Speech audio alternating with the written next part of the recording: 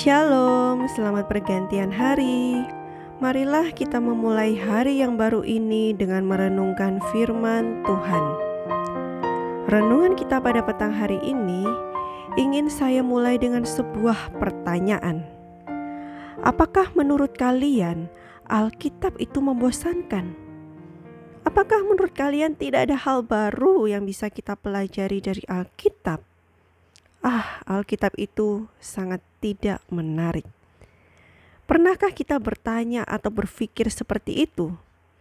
Jika ya, maka bagaimana caranya agar kita bisa mendapatkan hal-hal yang baru, hal-hal yang sangat menarik dari Alkitab? Saya ingin membacakan dari buku Bible Commentary volume yang ke-6, halaman 1098, paragraf yang pertama. Di sana dikatakan kita harus menggali Alkitab seperti harta karun yang tersembunyi. Jadi, kita harus menggali Alkitab seperti harta karun yang tersembunyi. Di sini maksudnya adalah kita harus lebih lagi mempelajari firman Tuhan. Sama seperti kita kalau ingin mendapatkan harta karun. Kita pasti menggalinya, bukan? Kita pasti akan mau bersusah payah agar kita bisa menemukan harta karun itu. Begitu juga dengan Alkitab. Alkitab itu menurut saya sangat menarik. Tidak membosankan. Mungkin kalau saya tidak menggali firman Tuhan, saya juga akan merasa bahwa Alkitab itu membosankan, hanya itu-itu saja. Kenapa? Karena kita hanya membaca selama ini hanya permukaannya saja. Apa yang menarik dengan menggali firman Tuhan? Saya ingin mengambil sebuah ilustrasi. Jika kita mempunyai harta yang berharga, menurut kalian di mana sebaiknya saya menyimpannya? Tentu saja di tempat yang tersembunyi, bukan? Di tempat yang susah sekali orang temukan, sehingga tidak mudah untuk dicuri. Begitu juga orang zaman dulu, jika dia punya harta yang berharga, mereka akan gali tanah itu sampai dalam, lalu mereka taruh harta tersebut, lalu mereka tumpuk lagi, sehingga tidak terlihat bahwa sebenarnya di dalam tanah tersebut ada harta yang sangat berharga. Tetapi untuk mendapatkan harta tersebut mereka harus menggali lebih dalam lagi. Jika kalian belum mengerti ilustrasi ini, saya ingin memberikan ilustrasi bagi orang yang suka menonton film.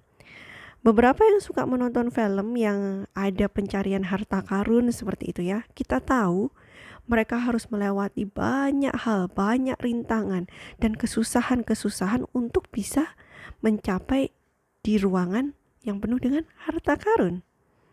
Begitu juga saat kita benar-benar ingin melihat apa itu kebenaran. Galilah, walaupun kita akan melewati begitu banyak rintangan ataupun kesusahan. Jika belum mengerti lagi, bagi beberapa orang muda yang mungkin suka bermain game. Dulu saya pemain game, tetapi sekarang sudah bertobat. Jadi saya ingin memberikan satu ilustrasi game yang mungkin cukup terkenal di zaman-zaman saya, ataupun mungkin hari-hari ini masih ada yang memainkan, yaitu Harvest Moon. Jika ada yang memainkan, khususnya di yang Back to Nature, I think, itu ada sebuah tambang ya, tempat gitu, ada mine di sana yang bisa dimasuki hanya di musim salju. Dan di sana terdapat mineral-mineral yang sangat berharga. Tetapi untuk bisa mendapatkan mineral yang berharga, kita tidak bisa menggali level pertamanya.